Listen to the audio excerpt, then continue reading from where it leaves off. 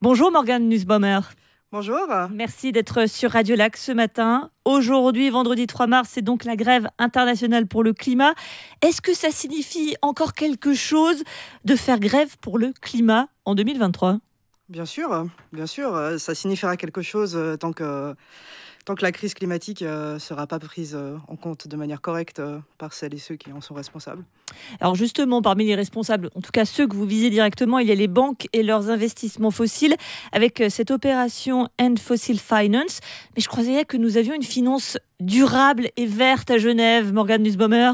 Oui, c'est effectivement ce qu'on nous vend de manière extrêmement intense, mais en fait c'est complètement faux. On nous ment donc. Mon banquier me ment. Alors, je ne sais pas si votre banquier directement vous ment, je ne vais pas l'accuser sans le connaître, mais le fait est qu'il y a énormément d'investissements verts ou appelés investissements durables qui en réalité ne sont pas. On peut retrouver dans le portefeuille de certains investissements durables des entreprises expansionnistes même, donc c'est-à-dire qui projettent encore la création de nouveaux projets d'extraction fossile, que ce soit du gaz de fracking, du pétrole ou du charbon. Et ce qui est maintenant bien défini par le GIEC, l'Agence internationale de l'énergie, par tout un panel d'experts, comme étant vraiment, de un, non nécessaire, et de deux, mortifère. Et le problème, c'est que souvent dans les fonds verts, il y a en fait un pourcentage, c'est-à-dire qu'une entreprise qui fait moins de 15% de son portefeuille sur le charbon, le pétrole, peut être considérée comme verte. Quoi qu'elle fasse de ces 15% restants. Donc on se retrouve avec des fonds verts dans lesquels on trouve Glencore ou Total Energy. C'est ce qu'on appelle communément du greenwashing ? Oui. Vous proposez que soit mis en place le one for one. What's that ? Alors, on peut aussi dire un pour un. On préfère aussi. On pourrait. C'est juste que comme ça sonne beaucoup moins bien. Et comme c'est même porté en fait au niveau international, c'est pour ça que c'est resté one for one. En fait, la demande one for one, c'est une demande au niveau de la régulation en fait. Donc en Suisse, c'est une demande qui est portée auprès de la BNS, de la FINMA. C'est aussi une demande qui va être portée auprès de la BIS, BCBS, donc la régulation internationale. Et ça demande en fait que pour le financement de projets fossiles, les banques soient tenues de garder l'équivalent de ce qu'elles investissent de leur capital propre. C'est-à-dire que si elles investissent 1 million, elles doivent garder 1 million de côté au cas où cet investissement ne marcherait pas ou autre. Et donc, c'est colossal pour les banques ce que vous demandez du coup, oui, parce qu'elles investissent rarement 1 ou 2 francs. Voilà, c'est pour ça que j'ai dit millions, mais ce sera peut-être même milliards. Mais ça permettrait en fait de faire en sorte que les investissements dans les énergies fossiles deviennent enfin ce qu'ils sont réellement, c'est-à-dire des investissements à risque au niveau financier. L'idée, c'est qu'elles n'investissent plus là-dedans finalement, que ce soit dissuasif. Voilà, exactement. L'idée, c'est que ça soit dissuasif, mais de manière légale, en utilisant la régulation. En étant beaucoup plus malin, finalement.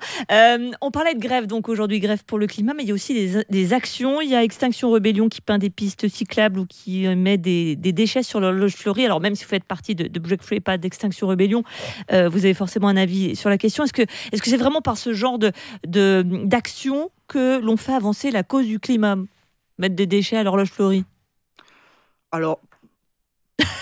Bon, c'est pas ma modalité d'action. Après, je pense que tous les types d'actions sont complémentaires et que du moment qu'effectivement ça fait parler déjà, que vous soyez au courant, que vous sachiez pourquoi ils le font, c'est déjà ça de gagner. Après, nous, on travaille au sein du collectif Break Free, on est beaucoup plus axé sur la finance, donc on fait généralement pas ce type d'action. La dernière action qu'on a fait, c'était déverser du charbon devant la banque Pictet il y a un mois. Typiquement pour ce dont je vous parlais avant, parce que Pictet était le 4e plus gros investisseur de la firme RWE, qui est la firme qui est en train qui a réussi d'ailleurs à évacuer le village de Lützerath en Allemagne, je ne sais pas si vous avez entendu parler, pour étendre une mine de lignite, qui est une catastrophe environnementale, et RWE se retrouvait dans le portefeuille vert du groupe Pictet. On a donc vu vos préoccupations très précises. Genève arrive en période d'élection. Pourquoi ne pas peser sur les élections, sur les candidats aux élections, pour faire concrètement bouger les choses ? Parce que c'est eux finalement qui ont la possibilité de le faire, les candidats au Conseil d'État.